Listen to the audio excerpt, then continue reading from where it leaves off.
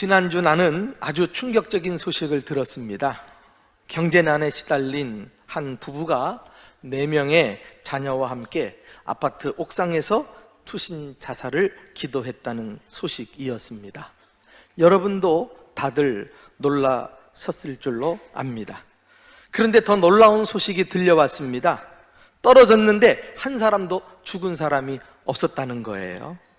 알고 보니 아버지는 기러기 아빠였고요, 어머니는 바람난 주부였다고 합니다. 딸은 날라리였고 큰아들은 제비족이었습니다.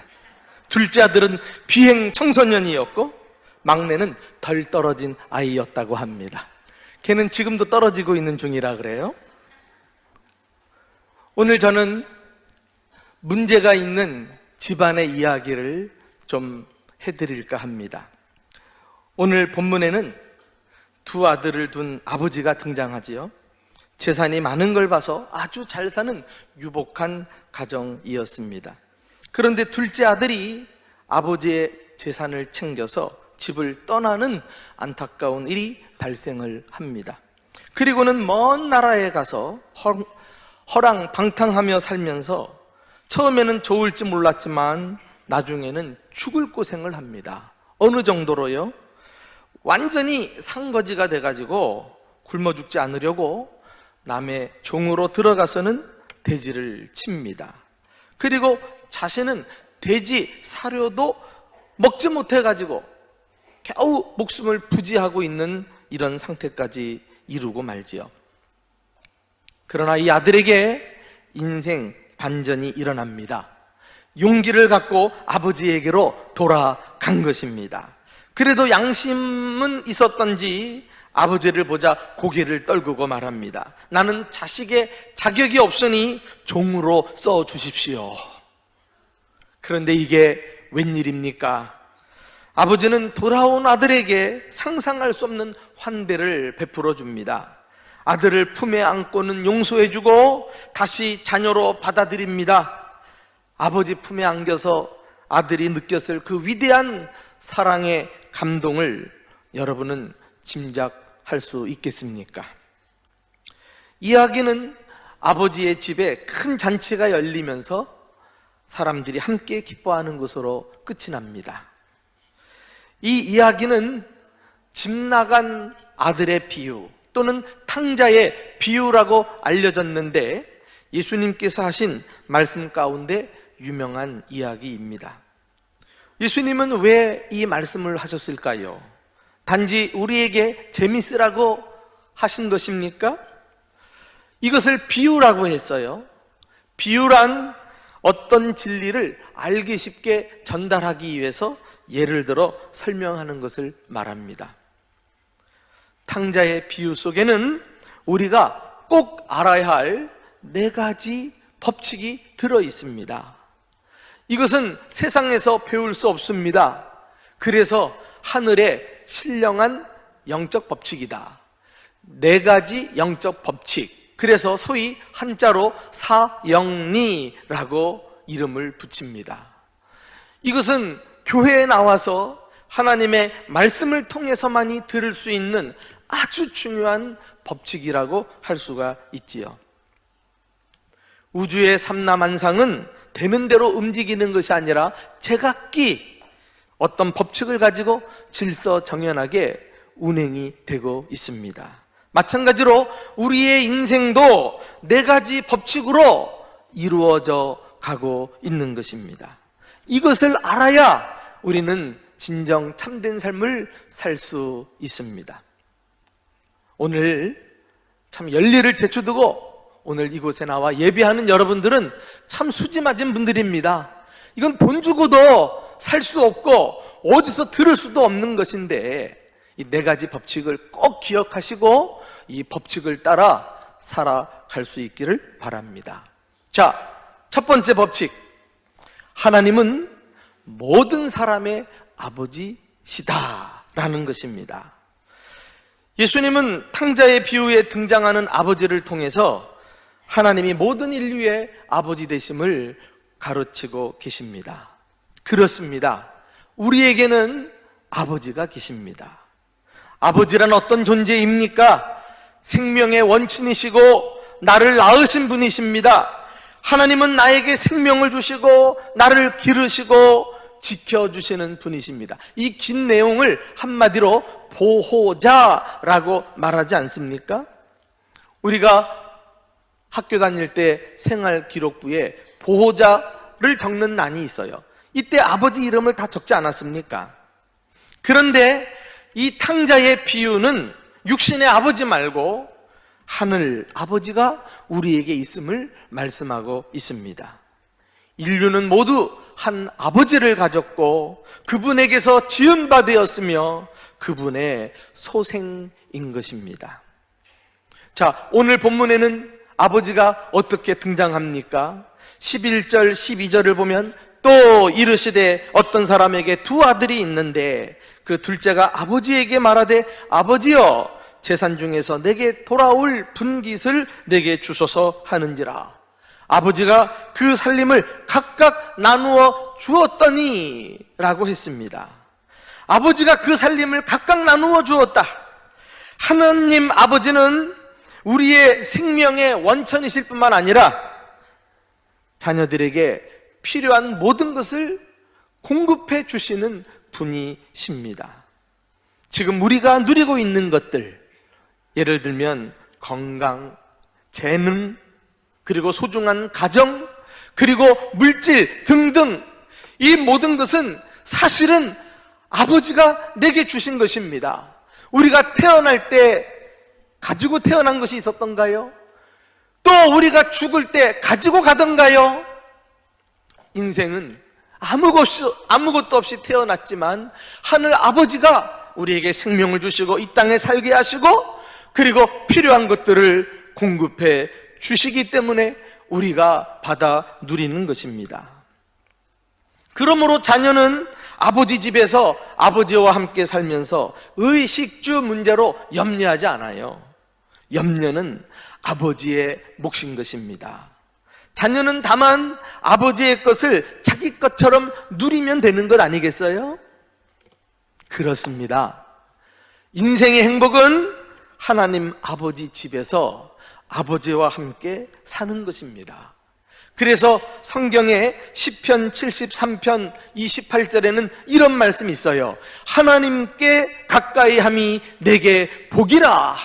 우리 복자 좋아하잖아요. 복 그러면 자다가도 깨는 것 아니겠어요? 그런데 진짜 복이 어디 있느냐? 하나님 아버지를 가까이 하는 것이래요. 그런데 또 다른 구절을 보면은 하나님을 멀리하는 자는 망하리로다, 이렇게 말씀을 하고 있습니다. 자, 기억합시다. 하나님은 모든 사람의 아버지시다. 이것이 제1법칙입니다. 제2법칙은 모든 사람은 하나님을 떠난 죄인이란 것입니다. 안타깝게도 둘째 아들은 아버지의 것을 가지고 어떻게 했습니까? 아버지를 떠나 살기로 작정해요. 그에게는 아버지 집에서 벗어나고 싶은 마음밖에 없었던 것입니다. 그 내용이 오늘 본문 13절, 14절에 있는데 우리 한번 다 같이 읽어보실까요? 자, 시작. 그 후 며칠이 안 돼요. 둘째 아들이 재물을 다 모아가지고 먼 나라에 가 거기서 허랑방탕하여 그 재산을 낭비하더니 다 없앤 후 그 나라에 크게 흉년이 들어 그가 비로소 궁핍한지라 그리했어요. 여기서 탕자의 삐딱한 마음을 엿볼 수 있습니다. 먼 나라에 갔다는 거 아니겠어요?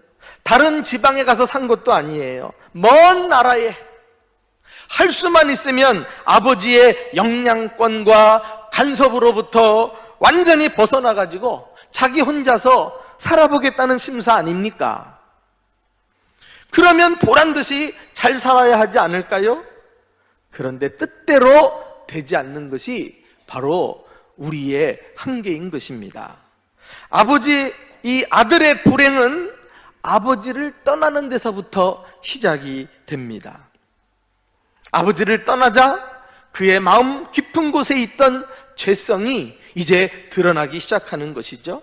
아버지 재산을 가지고 자기 마음대로 써버리고 마는 거예요. 허랑방탕하여, 이 표현은 무질서하게 또는 무절제하게, 방종하며 함부로, 이런 뜻을 가지고 있는데, 자기 손에 들려진 이 물질이 누구 것입니까? 아버지의 것이 아닙니까?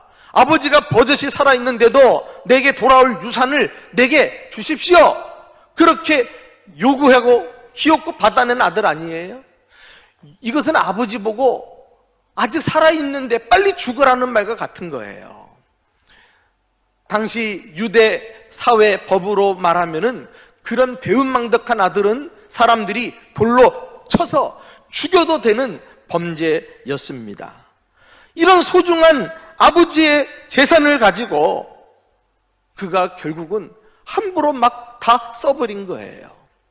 성경에는 하나님께서 우리를 이 땅에 태어나게 하시고, 그리고 우리에게 필요한 모든 것을 아낌없이 주셨는데, 먹든지 마시든지 무엇을 하든지 그것을 가지고 다 하나님의 영광을 위해서 살아라, 이것이 하나님의 뜻인데요, 하나님의 뜻은 안중에도 없고 자기 욕심을 위해서 살아가는 아들의 모습을 우리가 발견합니다.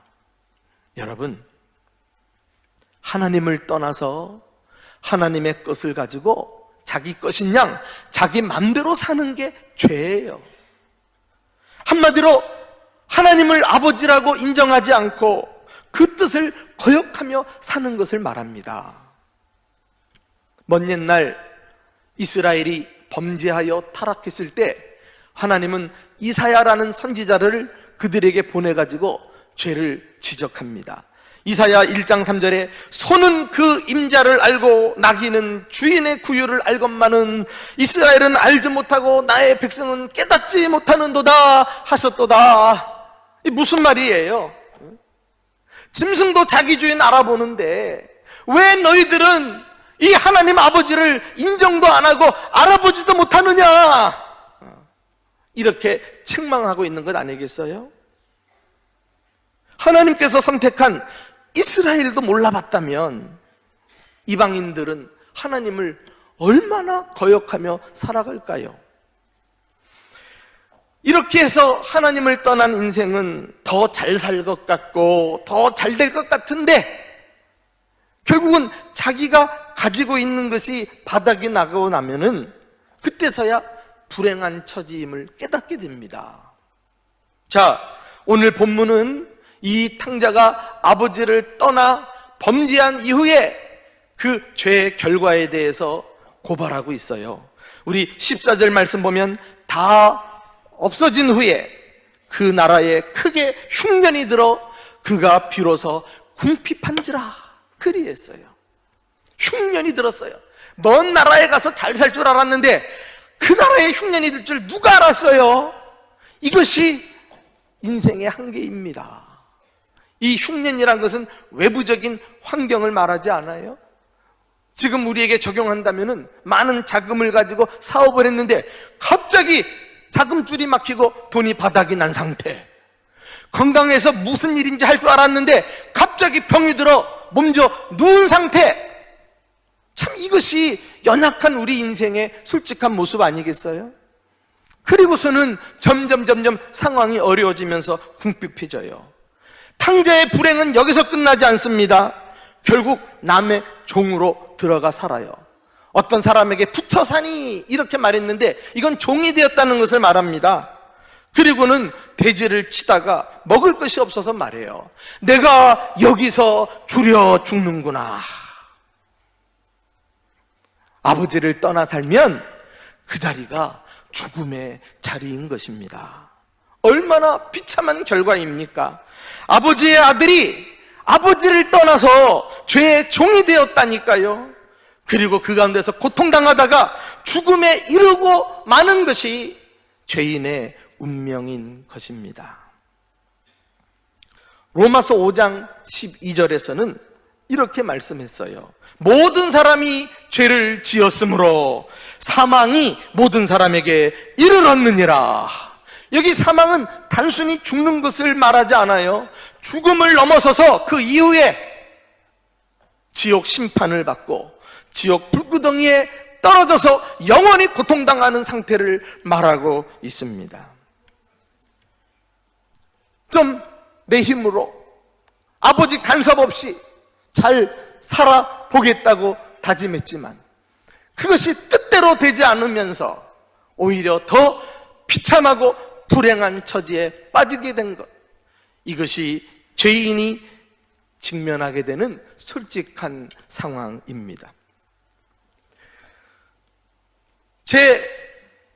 제3법칙, 하나님은 그런 죄인을 사랑하신다는 것이에요. 탕자의 비유는 죄인의 불행한 처지를 이야기하고 끝나지 않습니다. 그럼에도 불구하고 하나님은 그 놀라운 사랑으로 죄인을 사랑하신다는 소식을 전합니다.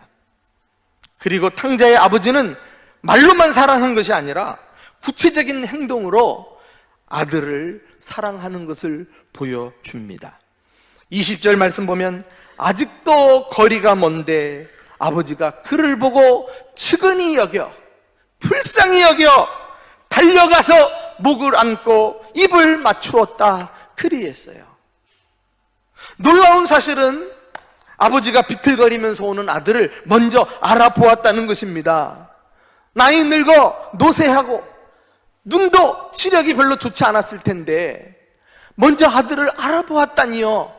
그만큼 이 아버지는 아들을 불쌍히 여기는 마음을 가지고 기다리고 있다가 아들을 먼저 알아본 거 아닙니까? 그리고는 두 팔을 벌려서 와락 안아주고 입을 맞춰 적극적으로 아들을 용서하고 그리고 환영한 이런 아름다운 광경을 우리에게 보여줍니다. 여러분, 하나님은 죄인을 꾸짖는 분이 아니라 불쌍히 여기시는 분이에요.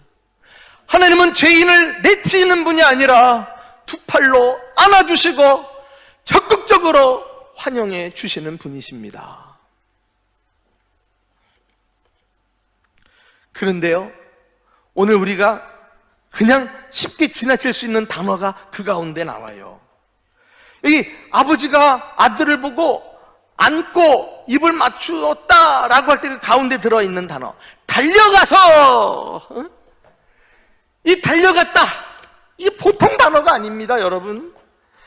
왜 아버지가 점잖게 걸어가지 않았을까요? 아들이 오기를 왜 기다리지 않았을까요?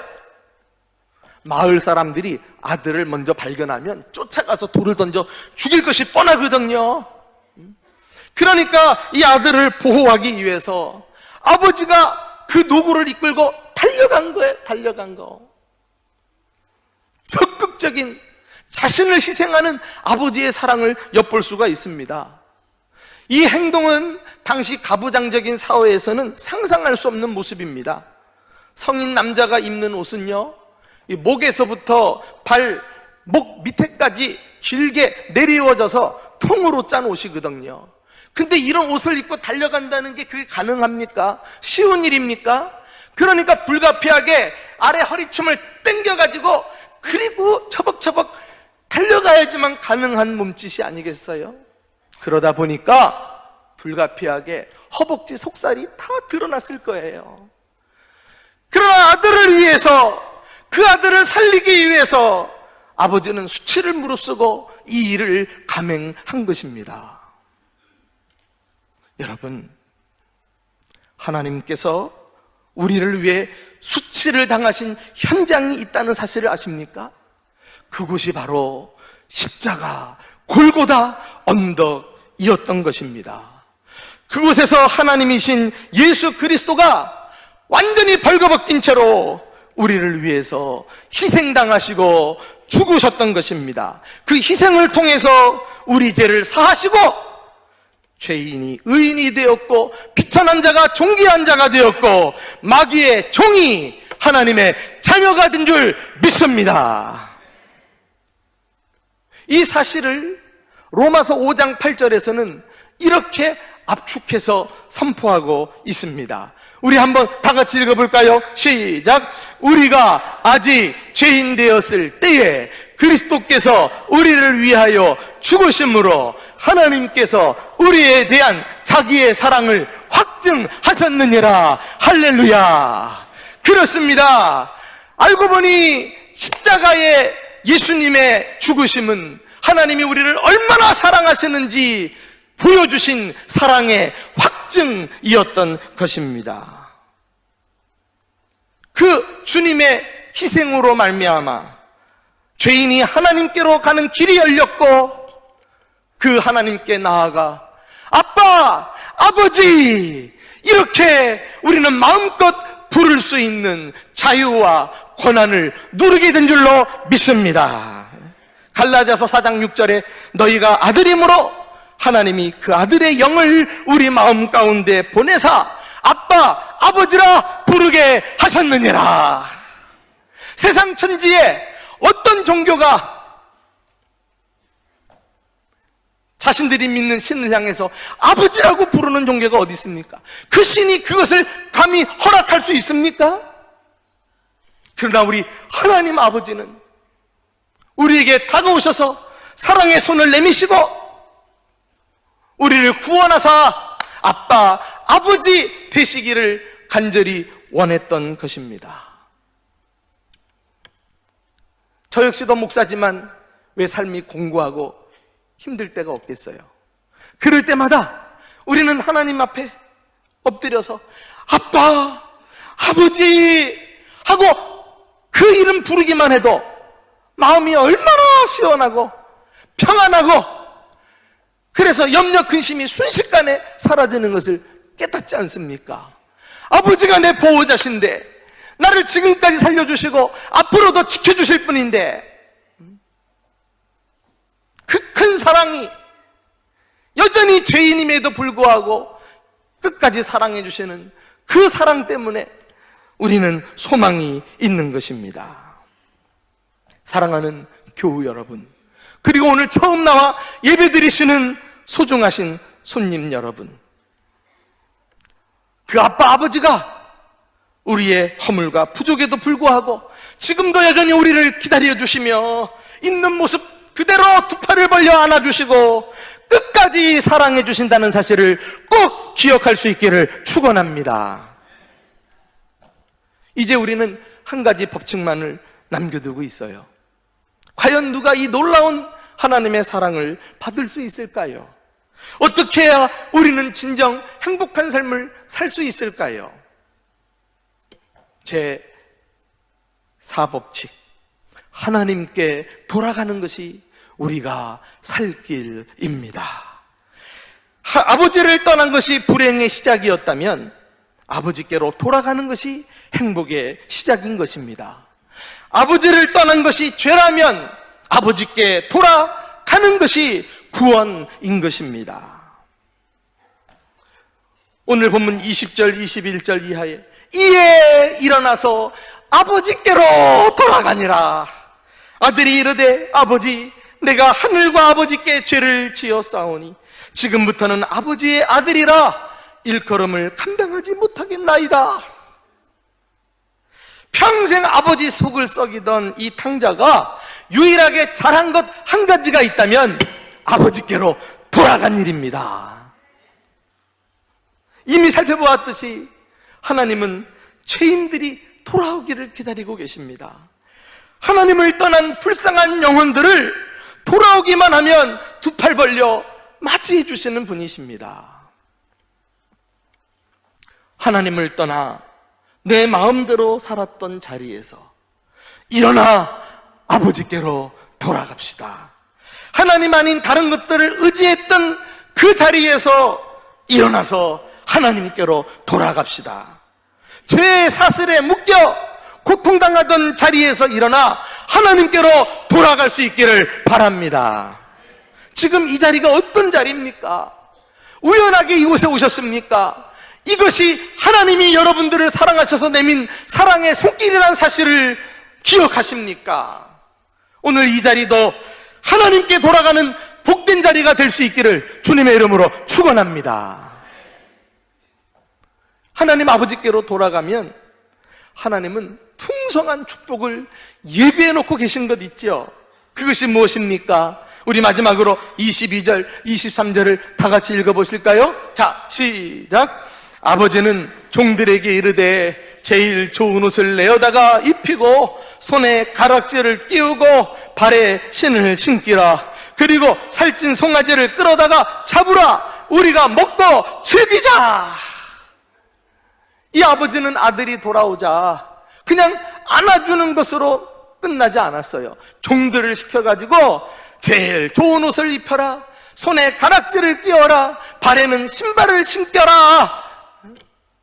여러분, 이것들이 무엇을 의미합니까? 제일 좋은 옷, 충분히 상상할진데 그때 아들은 완전히 거지 누더기 신세가 돼가지고 왔을 거예요.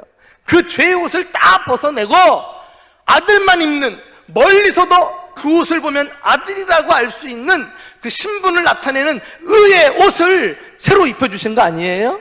놀라운 축복입니다. 가락지를 끼워준 건 뭐예요? 반지는 권세를 말합니다. 아버지의 권세를 아들에게 위임한 거예요. 이제 이 탕자는 돌아와서 떳떳한 아들이 돼가지고 아버지처럼 권세를 사용하는 자가 되었다니까요. 놀라운 축복 아닙니까? 뿐만 아니에요. 신을 신겼다는 것은 뭡니까? 종들은 신을 신을 수가 없죠. 그런데 다시 신발을 신겨준 것은 아버지 집에서 나와 함께 영원히 함께 살자구나, 영원한 교제를 보증하는 놀라운 행동이라고 볼 수가 있어요. 이 신을 신는 순간 아들은 생각했을 거예요. 아버지를 떠났을 때 치질이 고생했던 거, 이제 다시는 내가 어리석게 아버지를 떠나지 않으리라. 아마 굳게 다짐하면서 신발을 신지 않았겠어요? 그런데요, 그것뿐만이 아니에요. 그것도 모자라서 제일 살찐 소를 잡아서 잔치를 벌리자. 아들이 돌아올 때 그 마지막 아버지가 베푼 배려는 살찐 송아지를 잡아서 아주 대단한 잔치를 벌려준 거 아니겠어요? 이전까지만 해도 먹을 것이 없어서 굶어 죽을 판이었는데 아버지께로 돌아오니까 아버지 것이 다 자기 것이 되는 거예요. 이 사실을 가르쳐주기 위해서라도 살찐 송아지를 잡아서 풍성한 식탁의 기쁨을 함께 누리게 해주시는 이 아버지의 배려, 놀라운 은혜입니다. 아주 빛가번쩍한 아들의 옷을 입고 손에 가락지를 끼고 신발을 신으면서 잔치자리로 유유하게 걸어가는 아들의 모습을 상상을 해보실 수 있습니까? 아들이 자기에게 이런 일이 일어날 줄 누가 알았겠어요? 그러나 기억하십시오.